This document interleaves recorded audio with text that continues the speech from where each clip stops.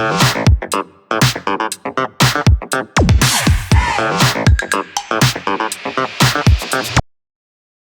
everyone. Last two lessons I show you about instance dB of timers, blocks. Today I'll discuss about dB address, how to create a global dB, how to use this address in logic. Also I'll elaborate little ideas about number system, what is bit, byte, integer. So let's start. This is our last saved project. So first click the Add a New Block option. Then select the dB option, rename it and press OK. Also select the dB type as global dB.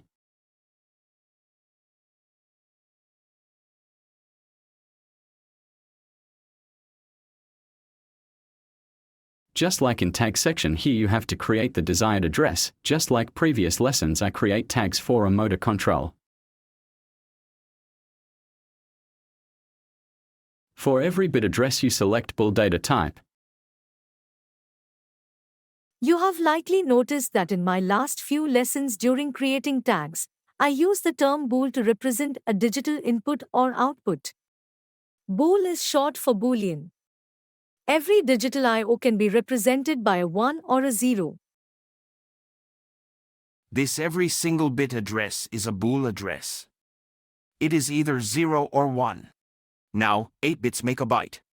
The first start bit means LSB, least significant bit, and the last bit means MSB, most significant bit. Refer to this image. It comprises of 8 number of bits, with each bit having its individual value. The range of a format is defined by 2n. Here, n is the number of bits used in a data type. So, as per the format used here in byte, the value for 28 will be 256. That means 256 numbers of combinations or values will be possible in a byte. Any format with multiple bits can be classified into two types, signed and unsigned. Signed means the range has both positive and negative numbers. Unsigned means the range has only positive numbers. So, here in a byte, unsigned byte means 0 to 256, and signed byte means -127 to 127. A byte is also called a short integer. There are also different data types in PLC programming, like data types in PLC, bit, byte, integer, real, string. Here I create motor speed setpoint, and the data type is integer. I'll show you all one by one with proper examples in my all upcoming lessons, so learn properly, review my again and again. If any doubt then give comments. Integer variables are the second most common type of PLC variable. They represent numeric values. They can also be signed or unsigned, meaning that negative numbers are possible. Signed integers have both negative and positive values. Now, 16 bits make an integer. The first start byte means LSB, least significant byte, and the last byte means MSB, most significant byte. The value for 2 to the power 16 will be 65,536. That means 65,536 numbers of combinations or values will be possible in an integer. So the maximum value of the integer is 65,535 because the formula is 2n-1. An integer is also called as a word. But a word cannot be signed. It will be unsigned only. An unsigned integer means 0 to 65535, and a signed integer means -32,768 to 32767.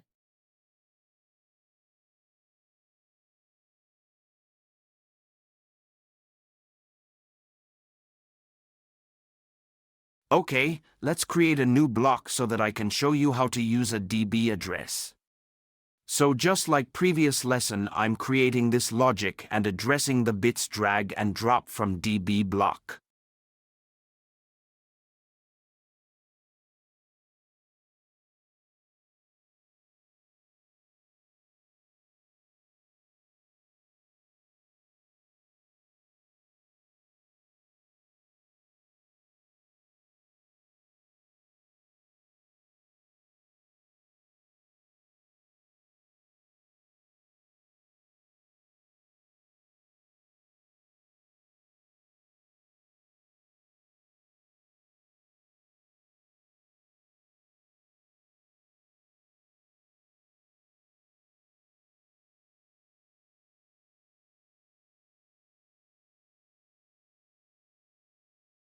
But take a look. Just like previous logic, I assign the address, but there is no numerical address is showing of DB address, only verbal words. So here we need to have some changes of the DB properties setting.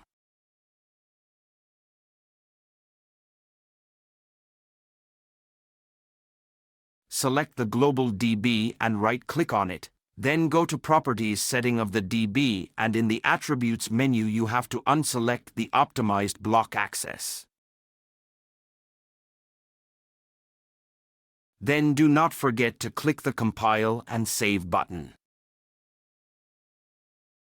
Now DB address is available, like db4.dbx0.1. All of this are bool address, so it is showing dbx. If it is byte, then it will be dbb, or if it is word or integer value, then it will be dbw. Also, if it is real value, then it will be dbd.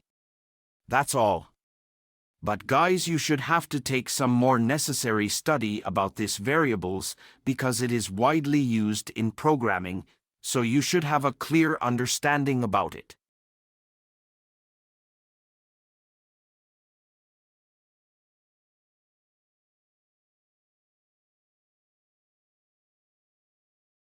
Here I use a move instruction to show you how to use a integer or real value.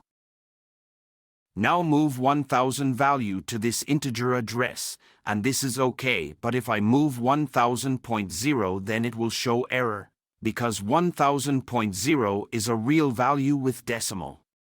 So if I change the data type from integer to real, then there is no error.